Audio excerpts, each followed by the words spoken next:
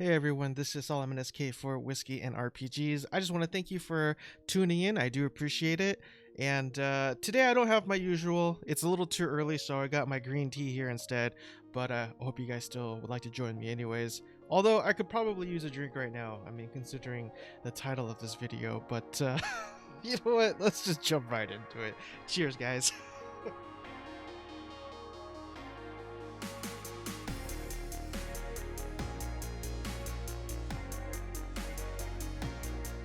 Alright, boys. Press F in the chat. We lost another one. Dragon Hound was one of those MMOs I really looked forward to, probably more than most, only because it was really different than what we were all used to. It had a lot of Eastern style steampunk elements, which you don't really see that much. You don't really think of Eastern aesthetics with steampunk, but there you have it.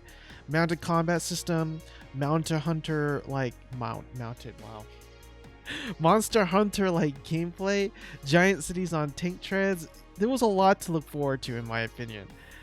But what's done is done, and I wanted to talk about the larger picture, which is Nexon. A few months ago, they also canceled another game called Period Chronicles, which was supposed to be sort of an open world anime MMORPG. In my opinion, it had a lot of potential, but after spending about $8 million in US, they said it was too boring and they canned it.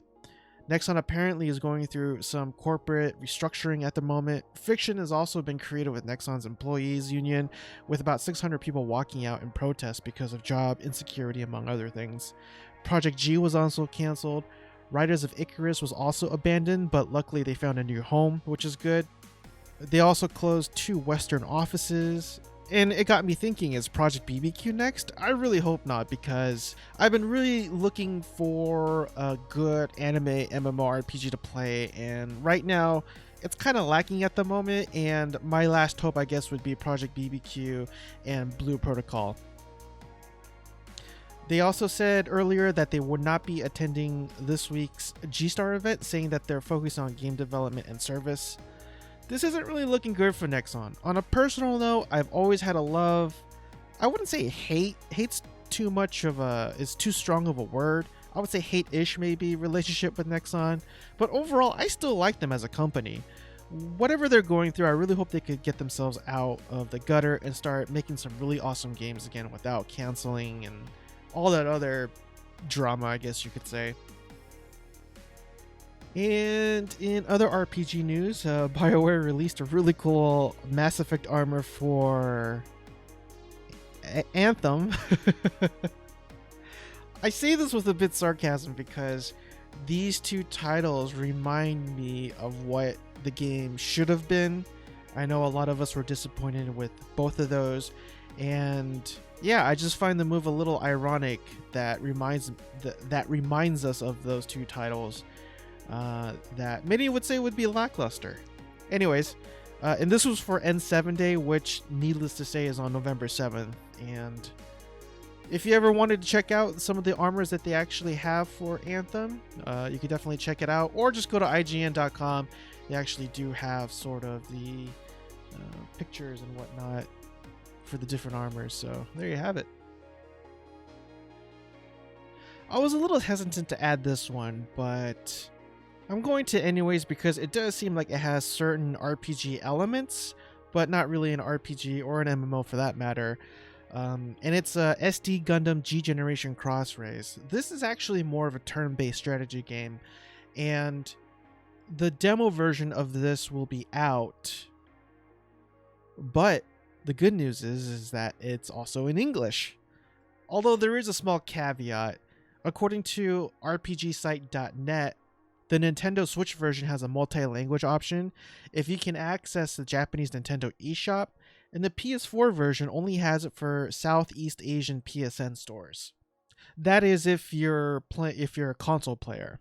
But hey, if you're on the PC, you know, just go to Steam, you know, make things, I guess, a little easier on yourself, I suppose.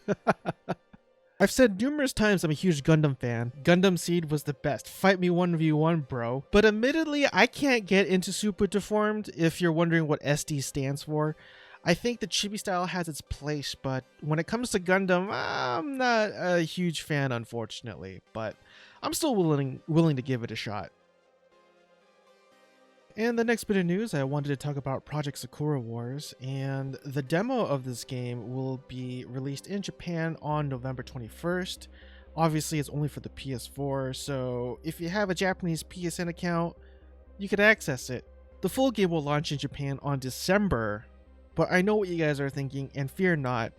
The Western release is planned, or rather the worldwide release is planned and is coming out in spring of 2020. If you don't know what Project Sakura War is, it's this kind of a doozy. According to their Wikipedia page, it's an overlapping action role-playing dating sim and a visual novel. So you got all that going for you. Being a 90s kid, Sakura Wars was one of the first anime I fell in love with. I know a lot of us who are on the same boat and who are really looking forward to this one. So be on the lookout, and I'll definitely keep you guys posted as more information is released. So CitizenCon will be coming up in less than a month, and there is speculation that possible Alpha 3.8 could drop around that time when the convention happens, so got something to look forward to.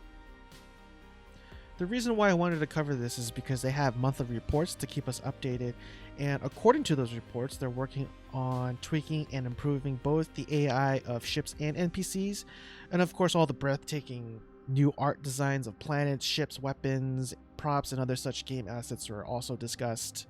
There are dedicated YouTube channels covering this stuff on Star Citizen alone, and they're really popular.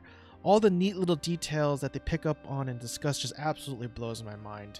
I'll link the monthly report in the description, but until we finally see hard release dates, I don't want to spend too much time talking about this game. But progress does seem to be going on, and although I'm willing to admit that this is the game that I look forward to the most out of all the RPG, MMOs, and all that other stuff, I don't really consider myself in the RSI can't do nothing wrong camp either. I think we should praise them when they do good things and call them out when they do something sketchy. But I do really look forward to this game, and I will keep you guys posted on everything that happens in CitizenCon in later episodes as further details comes out. Well, there you have it, guys. Thank you for joining me. I really do appreciate your guys' support. And if you're new here, don't forget to subscribe and hit the bell notification. Also, leave a like and comment and do all other stuff. I'm still, as you can see, a really small channel, so any support is definitely appreciated. It can go a long ways as it compounds over the months, and so. But anyways, that's it for me, guys. I will be releasing these on a daily basis. I am trying something a little different. I think I'm able to cover these news on a daily basis rather than trying to group everything together in one giant episode. It's easier for me because I'm able to spread them out. But anyways, so those are the changes that I'm making, and I'm blabbing on, so I do apologize. But thanks again, everyone. I hope you guys have a blessed day, and cheers.